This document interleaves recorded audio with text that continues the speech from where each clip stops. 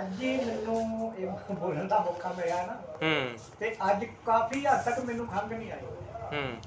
ਨਹੀਂ ਵੈਸੇ ਜਿਹੜੀ ਖਾਂਸੀ ਸੀ ਪੁਰਾਣੀ ਸੀ ਤੁਹਾਡੀ?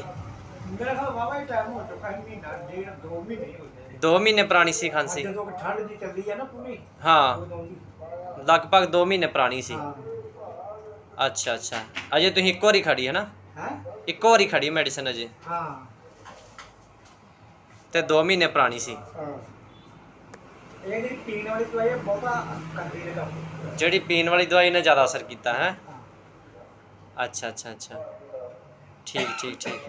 ਇਹ ਕਹਿਣਾ ਕਿ ਨਾ ਜਿਸ ਤਰ੍ਹਾਂ ਕਿ ਬੰਦੇ ਦਾ ਫਿਕਰੇ ਫੁਕਰੇ ਜਿਹੜੇ ਸਾਫ਼ ਜਿੱਦਾਂ ਕੀਤੇ ਨੇ, ਸਾਫ਼ ਕਰਦੀ। ਹਾਂ ਠੀਕ। ਉਹ ਨਹੀਂ ਹੈਗਾ ਪਿਪਲਾ ਮਿੰਟ ਜਿਹਾ ਜਿਹੜਾ। ਹਾਂ ਹਾਂ।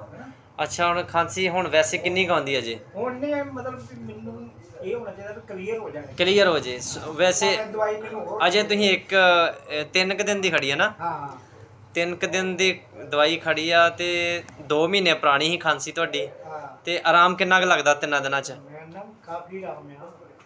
60 ਜਿਹੜਾ ਮੈਂ ਅੱਜ ਉੱਥੇ ਬੋਲ ਕੇ ਆਇਆ ਨਾ ਹੁਣ, ਹਾਂ ਹਾਂ ਹਾਂ ਇਹ ਕਾਫੀ ਹੱਦ ਤੱਕ ਮੈਨੂੰ ਚੰਗਾ ਲੱਗਾ।